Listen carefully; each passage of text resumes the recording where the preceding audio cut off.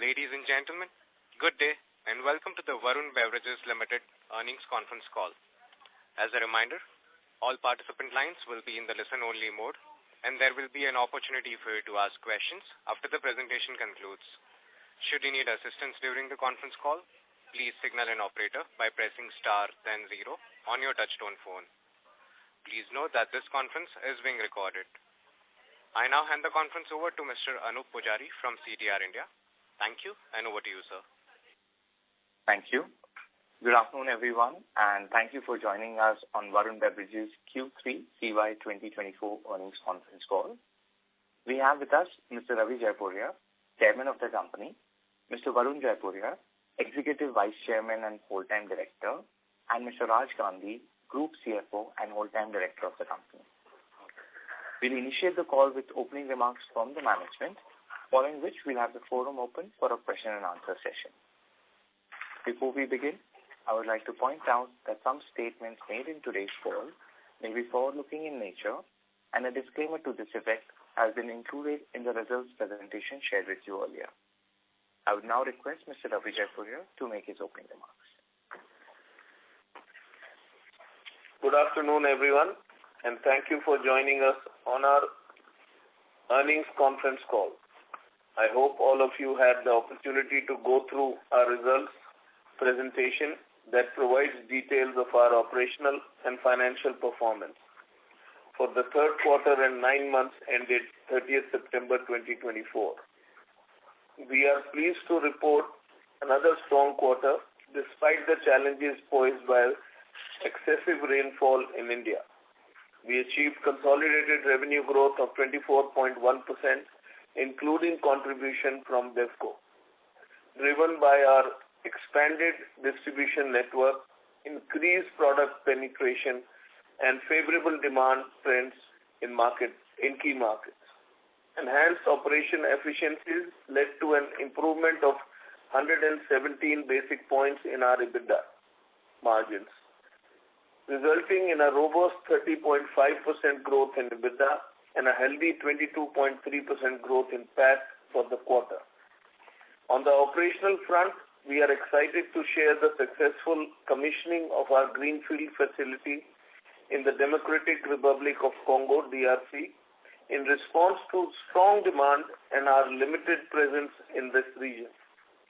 We have swiftly ramped up the facility to 100% utilization on 3-shift basis. This performance has encouraged us to move forward with expansion plans, including backward integration and a second facility, expected to commence operations in the next calendar year. Furthermore, we are making significant progress on new facilities across India, which are on track to be commissioned before the key season next year. These developments reflect our commitment to capturing high growth opportunities and enhancing both our domestic and global footprint. As part of our commitment to long-term growth, the Board of Directors has approved the proposal to raise funds through the issuance of equity shares with an aggregate amount not exceeding rupees 7,500 crores by QIP, subject to shareholders' approval. The capital will be instrumental in supporting our growth plans, including expansion into new territories, potential strategic acquisitions, and further strengthening of our balance sheet. Overall, our focus remains on sustaining healthy growth in both Indian and international markets.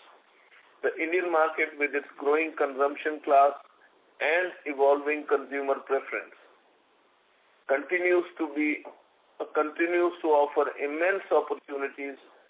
Meanwhile, our global operations, particularly in Africa, are positioned to drive further growth as we capitalize on emerging demand trends and enhance our operational capabilities. Our proven execution capabilities have been instrumental in delivering exceptional value to all stakeholders, and we remain committed to sustaining this momentum well into the future. I would now like to invite Mr. Gandhi to provide the highlights of our operational and financial performance. Thank you very much. Thank you, Mr. Chairman. Good afternoon and a warm welcome to everyone joining us today. Let me provide an overview of the financial performance for the third quarter and 9 months ending 30th September 2024. Revenue from operations adjusted for excise GST grew by 24.1% year-on-year in Q3 calendar year 2024 to the level of 48,046 million. Consolidated sales volume increased by 21.9% to the level of 261.5 million cases in Q3 2024, including about approximately 34 million cases from South Africa and DRC markets. The Indian market grew by 5.7%, primarily impacted by heavy rains throughout the quarter, while international markets grew by 7.9%. CSD accounted for 75%, juice accounted for 4%, and packaged drinking water accounted for around 21% of the total sales volume in the quarter 3 of calendar year 2024. This is at a consolidated level.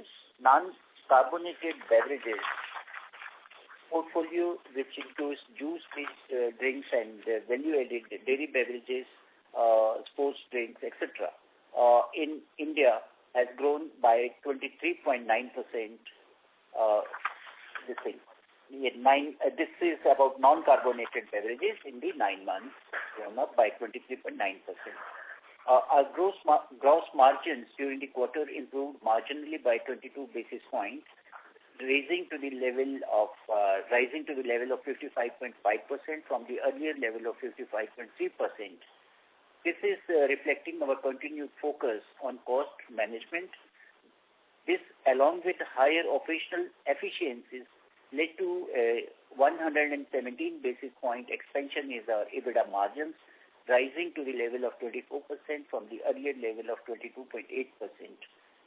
This is driving a robust 30.5% growth in EBITDA, which has gone to the level of 11,511 million during the current quarter. Depreciation increased by 50.2%, primarily due to the acquisition of BevCo and the establishment of new production facilities in India and the plant in DRC. Finance costs increased by 89.7%, reflecting the impact of the new capex on these facilities, the BevCo acquisition, and higher borrowing costs. PAT grew by 22.3% to the level of 6,288.3 million in the quarter 3 of calendar year 2024. This is compared to rupees 5,140.6 million in Q3 of calendar year 2023. This is driven by volume growth and improved margins. The other income in India more than doubled on account of 310 million dividend received from Sri Lanka. This is the maiden dividend declared by that subsidiary. This is for the first time and is non-taxable under the Income Tax Act. In conclusion, the company continues to maintain a solid financial foundation. Our focus on expanding into high potential markets, enhancing our product portfolio, and investing in new production facilities positions us well to drive long-term growth in both India as well as international markets. Following the integration of BevCo, this year we are also focused on driving our presence in the South African market.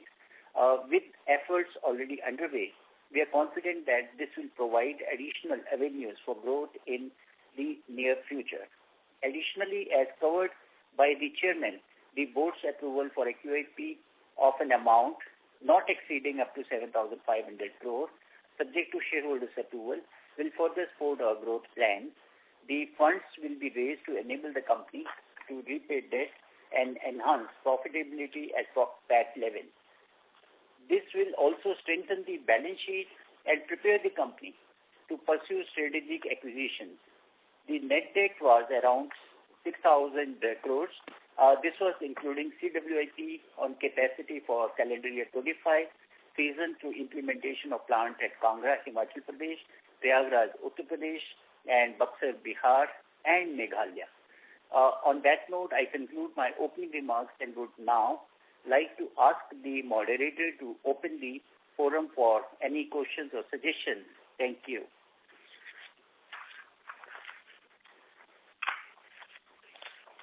Thank you very much. We will now begin the question and answer session. Anyone who wishes to ask a question may press star and 1 on their touchtone phone. If you wish to remove yourself from the question queue, you may press star and 2. Participants are requested to use handsets while asking a question. Ladies and gentlemen, we will wait for a moment while the question queue assembles.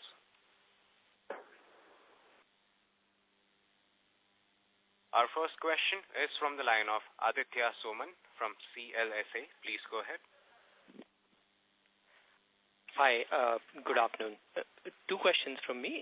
Firstly, on the India volume growth, which has decelerated sharply, are there any sort of regional or brand level nuances given the relatively sharp slowdown?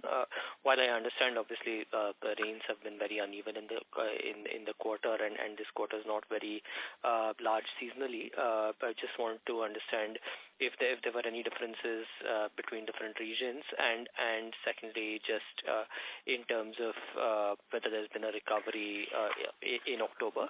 And the second question is on competition. Now, Tata Consumer in their call indicated that they were impacted by the higher trade margins offered by Campa Cola. Have you seen any effect of this? Let me answer you. First of all, the third quarter and second quarter normally should be looked combined together, because the rains can shift 1 month this way or that way, and sometimes the second quarter becomes heavier rain, sometimes third quarter becomes heavier rain. So rains affect a big portion of especially the rural part of the business, and which is what has happened this year. And that is one of the main reasons we don't see any other major challenge in the growth of the market. So as far as competition is concerned, as I have always said before, Campa is a formidable competition. They are in the market, but we are improving our go-to market, so it has not affected us at the moment. And going forward, they will take a part of the share of the total market. Who is going to get affected first? I'm not sure. Maybe it will be the smaller B brands, maybe the people who are stronger in cola. I don't know. So it's very difficult to answer. But they are a formidable player, and they will take up. But the India growth story is so large that I think there is enough room for everyone to grow. And if we look at it, you're looking at 12 million outlets in India in FMCG. We only go to close to 4 million outlets. So there's so much room for everyone. That's what I can say at the moment. There's enough room for them to grow, for us to grow, for our competitors to grow. Everybody has room to grow. Thank you, Mr. Jaipuria. No, I agree. I think on the growth opportunity. The question was actually more with regards to sort of trade margins. Was there any change made by trade margins by us as well in the reaction to Campa? Results are telling our EBITDA has gone up. Yes, which is why the question. Yeah. So I can't answer more than that. I understand. Very clear. I'll get back at you. Thank you. Thank you. Our next question is from the line of Avnish Roy from Nuvama. Please go ahead. Yeah, thanks. I have two questions. First is on the QIP 7,500 crores. Will it be largely used for acquisitions and, if possible, mostly Africa, or will it be for debt reduction given 6,000 crore debt is there? Historically, you have been much more focused on the expansion part of the business. So will it be half-half, or any clarity if you can give on how you think in terms of use of the QIP? It will be used for both. It will be for reduction of debt, as well as we are looking for acquisitions. We are always open to acquisitions. I'm sure we've been getting opportunities. I hope we'll keep on getting opportunities. We want to have a war chest available with us so that when the opportunity is available, we don't have to go back. Secondly, we are also looking at expanding our snack business in Africa, which we have a huge potential. So that will all. And plus, we are expanding our capacities in India also. So it will be partly used in different areas. Sure. My second question is on the India business. So, of course, this quarter, almost every beverage company was impacted because of the rain. My question is, would you need some inventory correction if you see Dabur saw very sharp inventory correction? Because for them, 2 back-to-back quarters was on the higher side. Your volume growth in the previous quarter, Q2, was 22% and now 5.7%, and your base is quite high. Your base is almost 19% in December quarter. So if you could comment on how you see December quarter, no specific guidance, but given La Nina effect and given high base, and would you need some inventory correction given the kind of scenario current you have? No, we don't carry that much inventory, and we can correct our inventories any time we want in 30 days. So it's not something that we have to hold for 6 months or 8 months. Sometimes when we see a favorable pricing in a raw material or a category which can be stored, then we pre-buy it and store it. Otherwise, we can correct our inventory anytime. We don't have an issue. Sure. And the last quick question on Campa Cola. So in terms of INR 10 pricing, in how many states would you have that in terms of your key products? So we don't sell at 10 rupees. We are not selling anything at 10 rupees except glass bottles. Given Campa Cola's entry, at some stage would you need to shift to 10 rupee pricing also? And from glass to PET, how do you see the customer preference? Because PET bottle, obviously you can carry it, obviously much cleaner option. Glass also would have some advantage. So could you share your thoughts? You know, glass sells in restaurants and eateries. All the eateries, and they make better margins, so they prefer to carry glass. And PET sells them on the go. So we have our products, which are differentiated totally from what Campa is selling. And there is enough room for everybody, as I said. They can expand the market. They are putting chillers, which is good enough. And your PET will be 15-20, right, currently? Our PET is 20. 20. Understood. That's all from my side. Thank you. Thank you. Thank you.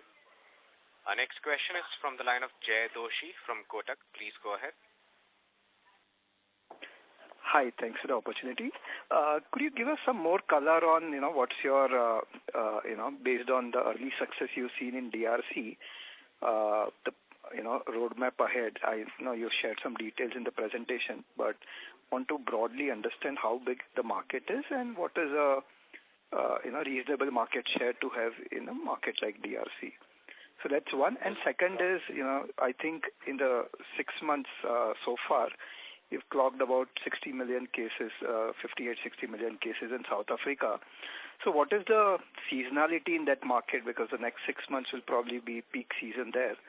And hence, what should we expect from the first 12 months from your operating perspective from July to June, if you were to think that way? Two things. One, I think South Africa, the first 6 months, we were basically correcting our back end. And it was low season. It was like our winters here. So now the peak season is starting from this October onwards till March. It is peak season. And we have corrected most of our back end. So we expect reasonable growth.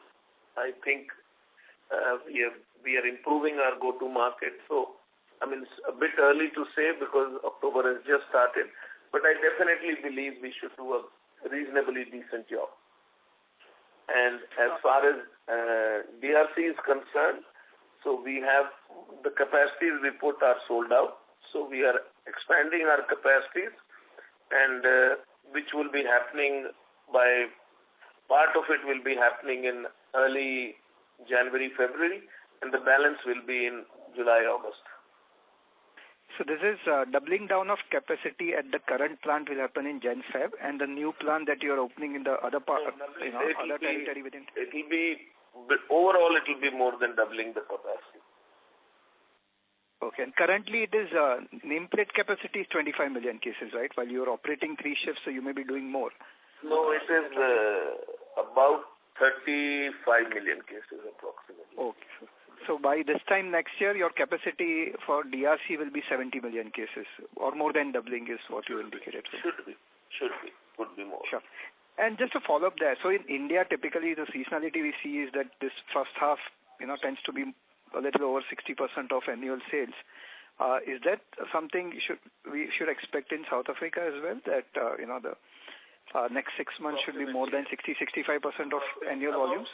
See, I can't give you exact details because this is our first year, so you need to give us little bit time to really, because we are making the changes. We are making the changes to enter the markets which were not entered properly. So hopefully, but the seasonality is 60-40, what you said. Right. Understood. And just one question more, if I may ask.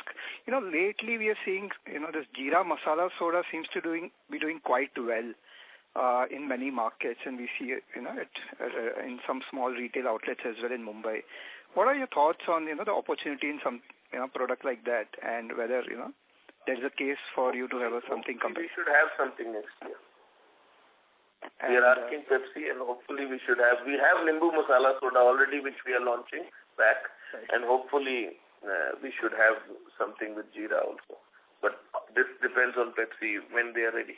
Basically, it will be under PepsiCo portfolio. Yeah, see, the Jeera was not allowed by PepsiCo because of the high sodium level. So right. They are working on it. Understood. And how big is the market today? For Jeera. So I was under the impression that Lahori Jeera is very close to... Doing well. A lot of, expanding, and it's doing well. So a lot of people are looking at this category, and we are also seriously looking at it. And I'm sure we'll come up with something next year, early next year before the season. Sure. Thank you so much. Thank you. Thank you. The next question is from the line of Devanshu Bansal from MK Global. Please go ahead. Yes, sir. Hi. Thanks for the opportunity. First question is on India gross margins, which have dipped about 120 basis points in this current quarter. So wanted to check if this is due to raw material or inferior revenue mix, if you could just highlight. The gross margin increase you are saying? No, dip, Mr. Gandhi, in India, standalone gross margin. Yeah. So that is firstly at the gross margin level because of the raw material, that's the PET prices, which from the last year was lower. And second is the operational efficiency, which further has increased the margin at EBITDA level. Okay. And are you referring here just one second. Water. Yeah. So here there are two things, Devanshu. One is the water cost, which was earlier taken as the cost at the operating level, has been classified from last quarter into the COGS. So that has made the difference. So that 1% has actually shifted upwards from SG&A expenses. That's only a shifting. Yes. Understood. And within South Africa, so that seems to be doing pretty well for us. So what are the few initial steps that we have taken in the market? That is number one. Secondly, is the existing distribution network for foods businesses for PepsiCo in that geography also helping us? So just wanted to check on that geography specifically. No, PepsiCo's food business is completely separate than our business. We are doing our own, but we have improved our go-to-market, and that's what we are focusing, which we have done in India over the last few years. and that's what we are focusing there also. And we have corrected the back end, so the cost, the lines which were not running inefficiently, we have corrected all of them, and now all our lines are running reasonably efficiently. Understood. Last one bookkeeping question. Till June, our CWIP was about 1,200 crore. What is the number as of September end? CWIP today is around 400 crores. All these assets have been capitalized already. Okay, Mr. Gandhi. Thank you. Thank you. Thank you. The next question is from the line of Anand Shah from Axis Capital. Please go ahead. Yeah, hi, sir. Thank you for taking my question. So just on the international margins, basically I wanted to know they've improved actually Q1Q and both YOY. I mean, and if I even look at the realization per case, it's gone up. So my understanding was South Africa was slightly lower margin at 12-13% when you acquired it, and even realizations were much lower than the average international realization margin. So have you already started seeing improvement there? No, improvement will come, We are already, so if the lines were running at 50% efficiencies, we have already corrected it to run proper efficiencies, which should happen which is in our system. So we are making sure the cost efficiencies will start coming, the advantage of bulk buying, where we buy totally together as one group, those advantages will start coming. So, and the key issue is the sales have to go up, which is the go-to market. So we've already started doing it. We have seen the improvement in September itself, and we hope now the peak season is starting that we will see this quarter onward the difference coming. So we are quite very hopeful, and we are really expecting a reasonable bump in South Africa. And DRC is also, as I said, in the first 4 weeks we have been sold out. So that's a very we were not expecting that actually, and it's done better than what we had expected. God. And on DRC, I mean, can you break up what was the volume between that 34 million? I mean, how much did DRC do this quarter? 5 million. 5. We only 1 month operation, 1.5 months operation. Yeah, got it. Perfect. And on the other parts of international business, with Zimbabwe and all, you had that transition of that sugar issue and all. That is now completely behind. You are already back to good growth. Completely gone, but Zimbabwe, that's why it didn't show a growth this year. But Zambia is doing a very healthy growth for us. I think it's growing at what? It's growing close to 30% for us. Sri Lanka is growing for us. So I think overall international business is doing great for us. Okay, good. And one last question from me for the India business. I mean, what would be, let's say, yours market share overall in the carbonated space? And let's say, I mean, there's some percentage change, let's say, over 5-year period since you acquired Southwest and now. I mean, can you share any market share change that would have happened on an overall basis? But I'm not very sure, but I think we are doing reasonably well. Okay. But we fair to say over the last 5 years since Southwest acquisition, you would have gained decent market share? We have gained, and I think our presentation also shows that we have gained more than 3% shares. 3%. Okay. Perfect. Thanks a lot, sir. Thank you. Thank you. The next question is from the line of Percy Pathanki from IIFL. Please go ahead. Hi, everyone. Congrats on good set of numbers. My question is a little bit hypothetical, but I guess now we might have to start thinking along those lines.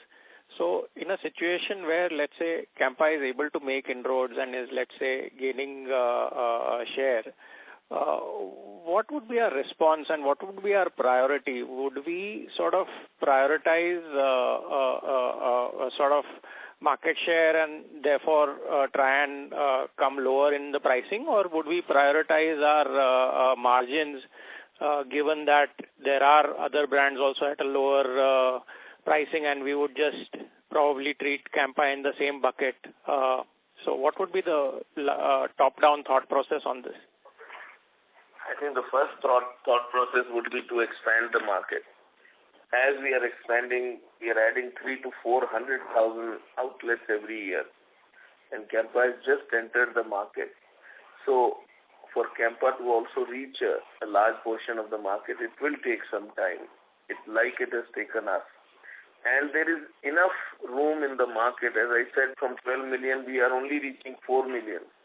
I'm sure there are enough outlets available for Campa also to go where we are not reaching or Coke is not reaching. But again, they are playing a different play. We have our products are different. Our go-to-market is different. Our brands are different. So we have to pursue our go-to-market, and if need be ever, then we'll make a range which can fight that pricing also. Sure, because see, one major difference between a Coke and a Pepsi versus a Campa is that they don't have to pay any sort of concentrate charges, which is like a form of a royalty. They don't have that cost, so they save on that. That's not so large, my friend. That's not so large, my friend. So that cannot change the pricing. Okay, got it. Sir, nextly, just wanted to understand the South Africa ramp-up.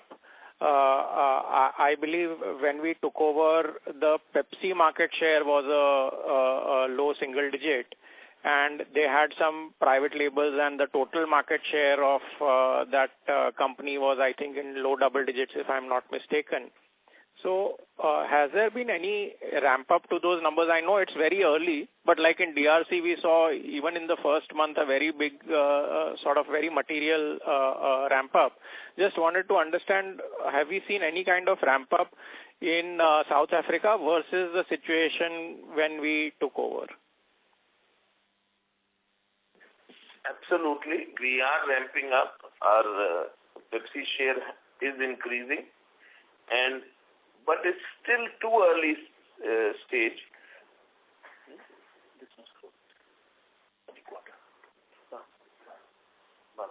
So last quarter we have grown at 12% already, and if you look at September, we have grown at 20%.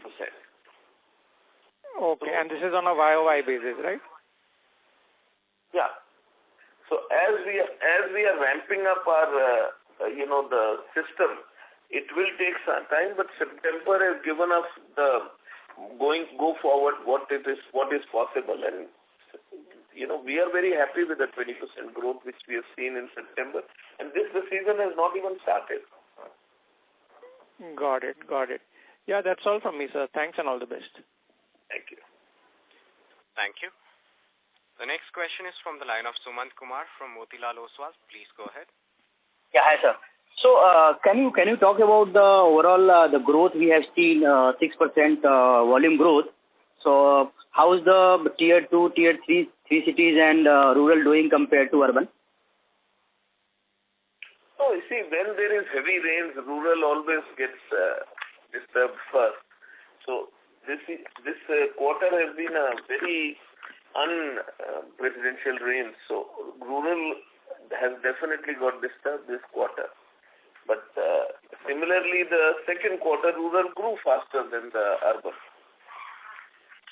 So that's why I said these two quarters have to be taken together and not in isolation, because depending on the rain god, the soft drink business plays a bit of a role in India specifically. And when you talk about the margin expansion, the operational efficiency we are talking about, in last couple of quarters, we have seen the benefit of low sugar usage and also the thickness of bottle. So how currently we have say 49% low sugar, and also in bottle side we are also reducing the weight of bottle. So when till what quarter we can see this kind of improvement in margin from these two activities?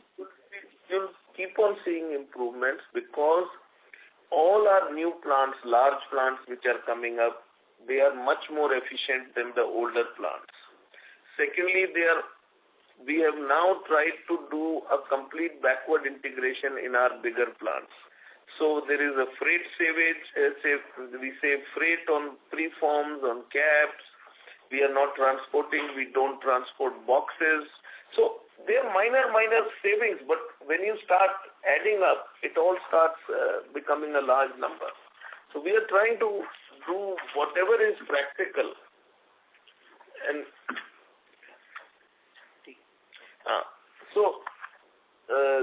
Mr. Gandhi just gave me 17 plants of ours are backward integrated. Now, that is a big difference to what it used to be. So, as we keep on, like 4 more plants are coming up now.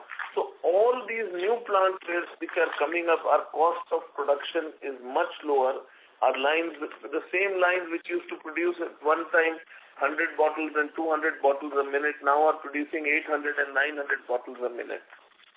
And it's the number of people required are the same.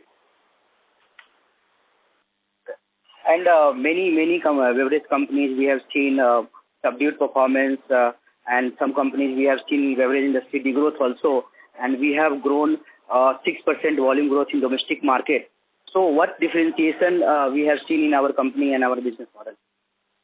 I think the main thing is that a lot of people may not be putting enough money in the backward integration or expanding plants. So when we open a new plant, our distances come closer. We save on freight. As I said, we don't transport preforms and caps from other plants. We save on that. And at the same time, they are larger plants, so the production capability is much higher. So we don't do unnecessarily extra manpower shifts, or we are not working on Sundays if we don't need to. So you don't pay double wages. So these are all small things, but when you start adding up, they're all positive. And then, as I've said before, we are adding close to 300,000 to 400,000 outlets every year. So we are expanding our go-to-market, and which is the main game in the soft drink industry. If I could reach 8 million outlets instead of 12 million outlets, then my sale would not double, but at least would go up by 50%.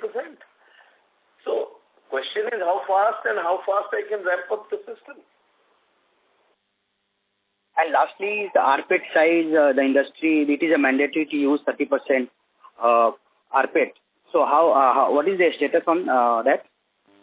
We are under full construction. Our first plant will be under production by second quarter of next year. And we will be producing enough rPET ourselves, what we require for the government mandatory. Thank you so much. Thank you. Thank you. The next question is from the line of Nihal Jham from Ambit. Please go ahead. Yes, thank you so much and good evening to the management. Sir, I had a couple of questions on the food business. If we look at the food arrangement that we have, say, for Zambia and Zimbabwe, where we both do the manufacturing and distribution, would the business model and the way things work be similar to how the India beverage business operates? Similarly, yes. It's a franchise like we pay concentrate, we'll pay for seasoning for our snacks. So it will be the same thing for Morocco and Zambia, Zimbabwe. Morocco would be the first plant coming up. Got that. And the second question is, Pepsi's food portfolio obviously is present in much lesser number of countries versus beverages. So when we are looking at incremental opportunities as a part of the QIP and potential food expansion, would it primarily be focused only in countries where Pepsi has a food portfolio, or we could be entering countries where Pepsi is not present with foods at this point in time? No, Africa, Pepsi doesn't produce anywhere except South Africa. So all the other countries are open technically, and you cannot transport air. Africa, the distances are too far, so that's why they've decided to give us to manufacture, because it doesn't work to import or to bring it from one plant to the other. It's too expensive. So slowly, wherever we can ramp up, we will try and ramp up. With the manufacturing and distribution, and not maybe only distribution, because of the limitation of transporting food. Work. It's too expensive. I mean, you can do a niche product, you can go to the modern trade and just sell basics, and only the rich people can have it. But that doesn't give you the market. Understood. This is very clear. Thank you so much. Thank you. The next question is from the line of Sanjaya Satapathy from Ampersand Capital. Please go ahead. Hi, sir. Thanks a lot, and congratulations once again for a great set of results. Sir, a couple of things. One is that this fundraising that you are doing, is it essentially to complete this transaction, that is South Africa, that is to fund this transaction, or the company is kind of looking at some more transactions, or very lastly, like is the company looking to become a debt-free kind of a company? If I've answered this question, we are looking at it partly reduction of debt, partly expansion, partly we are always open to new acquisitions if anything comes in our way. So we want to have a war chest ready. Got it. And sir, my last question is that though I understand that company has done great things in terms of expansion as well as cost rationalization, anything big like Sting which can be expected in next couple of years? As soon as it comes out, I'll let you know. I promise you. No, but sir, how do one think about it? Because it's a good thinking. It's a good thinking, but I promise you, as soon as it comes out, I'll let you know. We have enough things to play with, enough things to work with, and Pepsi is always innovating new things. Understood. Thanks, sir. Thank you. Thank you. The next question is from the line of Onkar Gugardare from Shri Investments. Please go ahead. Yeah, congrats on the good set of results. My question is regarding could be the capex for the next upcoming year. We have during the last call stated 2,400, which primarily for the implementation of our facilities at Kangra, Himachal Pradesh, Prayagraj, Uttar Pradesh, Buxar, Bihar, and in Meghalaya. I mean, now that you have considering, you have approved the fundraising, would that change anything? The capex guidance? It's little early. We are firstly waiting the resolution to be through by 8th November, then go into the market. As Chairman said that we always are, the opportunities we keep on analyzing, and let's see. It's little early to predict for next year. Okay, and you have mentioned that debt reduction is one of the things which you will be doing with the QIP proceeds. So at what debt to equity level you are comfortable with? Right now, I believe you are at 0.7. That's right, and if there is a possibility M&A, we would like to have max 120, and otherwise, as the Chairman mentioned, we want to create the war chest so that if in case anything comes, we can raise debt at that point of time instead of carrying the debt when we can pay it. Sorry, I missed the number which you just said. Oh, I stated that debt equity max, in case good opportunity comes, we can go up to 1. But in the meantime, proceeds of the QIP shall be used for the reduction of debt so that we are able to create war chest to get the opportunity whenever it comes on our way. Okay, and in this presentation, you have not mentioned anything about the food and snacks business. I mean, what do we see about that? I mean, we've said that 3 plants are going to come next year, hopefully, and that is Zimbabwe, Zambia, and Morocco. Those are the 3 snack plants where we have signed. We are looking at more opportunities in that in more territories in Africa. But at the moment, only 3 have been agreed, and that's what the next year plans are. So the plant would be commercializing the operations next year, right? Next year, yes. All the 3 plants, right? Yes, that's what we are planning. I mean, one plant could be a lap over of early 26, but maybe it will be next year itself. So we are not sure of the 3rd plant. Okay, thanks, sir.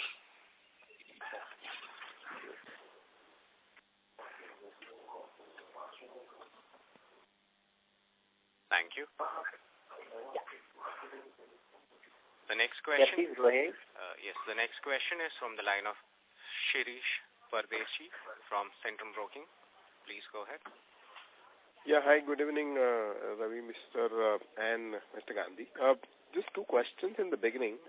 In this past commentary, there is no mention of Sting. So I was more curious if you can break this 5.7% volume growth, carbonated soft drink versus non-carbonated, specifically for India. And maybe if you can give little more color of each segment, how the growth has happened in quarter 3. In fact, incidentally, all the three segments in India, CSD, juices and water, there is not much difference, have grown equally. So largely you are saying that our growth is similar because we are now expanding our distribution in South and that's why the growth is normalized. That's right. Okay. So we are just expanding the number of outlets in different areas, not only South, in North also. There's still a lot of room everywhere. As I said, and I have repeated the numbers, 12 million to 4 million is a huge scope everywhere actually. The reason South and East is because before acquisition, they were very lowly penetrated by us. Now, of course, we are penetrating. Even in Gujarat was very lowly penetrated for us. So those territories which were not penetrated properly, we are growing faster. But other we are adding outlets everywhere, including North. That's helpful. Actually, you're pushing me to ask a little different question. This penetration-led growth will last for next 4, 5, 6 quarters because I think in India we have enough supply. It should last for next 4, 5, 10 years. 5 quarters. Okay. So maybe my second question is... are in front of you. I can only add 300,000-400,000 outlets. Whatever I add, the market grows by that many outlets. So I'm still minus 8 million outlets. No, the reason why I'm asking, for you, rather than putting our vehicle on street, the distribution-led model is quite penetrated in the beverage industry. If I go back when we worked together in the slurry. So I think there is a good amount of distributorship which is happening because high throughput is happening. So is it that difficult why we cannot grow maybe 5x in 1 year? So you can't because it's not easy to add so many outlets. You need visi-coolers, you need people, you need trucks. It's a full gambit. It's not just one thing. You need capability of production. Everything has to be done, no? Okay. You can't go because to add 400,000 outlets, you're looking at 3,000-4,000 people being added. Where do you get so many people? Train them. Sure. Okay. My second question is on Bevco. We also had a non-Pepsi products there. So just wanted to understand, in the new outfit, how those businesses will get scaled up? They are scaling up. We are scaling up the whole portfolio. Pepsi is growing faster than our own portfolio, but we are scaling up the whole portfolio. Okay. Pepsi, when we have said we have grown, how much in the last quarter?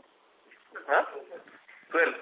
So we have grown 12%, but Pepsi has grown 20% last quarter. Okay. Mix is 20.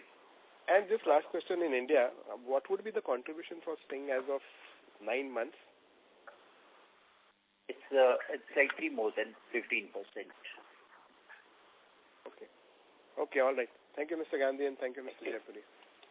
Thank you. Thank you. The next question is from the line of Vismaya Agarwal from Citi. Please go ahead. Hi, sir. Thank you for taking my question. I had two questions here. So one is more strategic when you talk about the opportunity of expanding territories and growing, and you've maintained that as a key growth lever. Now, in that front, where do you, which is a bigger priority? Is it expanding new territories into beverages like that you've done in Africa, or do you think that the India business itself has some white spaces in adjacent categories that you could look at? And I'm mentioning adjacent because, again, you've always maintained that you're not getting into any category that competes with PepsiCo's portfolio here. So, more separate from beverages. So, just your thoughts on that, please. Also, if you look at it, we are expanding as fast as we should in India. I mean, more than this would be really putting more capex and not getting the right return for it. So we have to make sure we keep on getting a return for our investors also in what we are expanding. And similarly, the opportunities you get outside India, Africa is the next horizon where the growth is going to come from. And going forward, next 20 years, Africa is looking very bullish. There are some challenges, but that's why we don't put all our eggs in one basket. We are going into different countries. Each country might represent 2, 3, 5% of our turnover. So one country has an issue, it cannot affect us. Got it, sir. And if I may follow up on that, so what I understand is India, you're happy with the portfolio here. While yes, you did mention earlier on the call that Jeera is, say, a subcategory that you could look for, but nothing beyond beverages at the moment in India, right? So it's predominantly Africa where. I'm saying right now we are doing everything which is right, and when the opportunity comes, we might look at something else. But right now, that's what our focus is, and we will not do any beverage which competes with PepsiCo. Got it, sir. Understood. Very helpful. And so secondly, on profitability in India now, in the past 9 months, margins have been well ahead of something that you've done historically, well ahead of the guidance that you've maintained always. So just a question there, is it a time where you'd probably look at revising the guidance upwards, or do you see some risk in on the RM side like we've seen this quarter? We have never given guidance upward of that. 21-22% in soft drink industry is the best you can get. We are always trying to improve on ourselves, and we'll keep on doing that, but that would not be our guidance. Got it. But sir, do you see any risk on the RM side? Because we just saw this quarter the gross margins dip a bit in the India business. So is there something that you see? I mean, we have not seen any major. I mean, I can't look at the world, where it's going. Suddenly the oil prices go up. I can't answer that, to be honest. That is something totally not in our hands. Or you get a complete drought year where the sugar prices go up. So, but that is also getting covered now as our portfolio is getting reduced from sugar. 49% of our portfolio is low sugar. So I think we are covering ourselves from every side. Minor changes can happen. So that's why I don't give you a guideline of more than 21, 22. Good, sir. Thank you, and that's it from me. Thank you. Thank you. The next question is from the line of Jay Doshi from Kotak. Please go ahead. Yeah, hi. Thanks for the opportunity again. The 3 snacks plants that you're setting up in Africa, what will be the turnover at full capacity that you expect to do from these 3 units? About $100 million. This is the potential, Jay, going forward. We have, in our presentation, which was put up when this was last agreed, country-wise, the industry size in US dollars, and we have also given data, the investments, and it has in a couple of years, once these plants are operational, the potential of about $100 million USD, where the revenue from these 3 plants can go up. Sure, that's helpful. Second is, can you give us some indicative sense of, how would margins in snacks business at optimal scale compare versus beverages? And what about return ratios? Because I assume that asset turns will be much higher in that business. So how would return on capital employed look? That's the only reason Pepsi doesn't give it to other people. This is less capex, more turnover. Understood. So ROCs will be better, even though margins could be a little lower. You can say what you want. That's what I said. Yes, they are much better. Sure. All right. Thank you so much, and good luck for the coming quarter. Thank you. Ladies and gentlemen, we would take that as the last question. I would now like to hand the conference over to the management for closing comments. Yeah. Thank you very much. I hope we have been able to answer all your questions satisfactorily.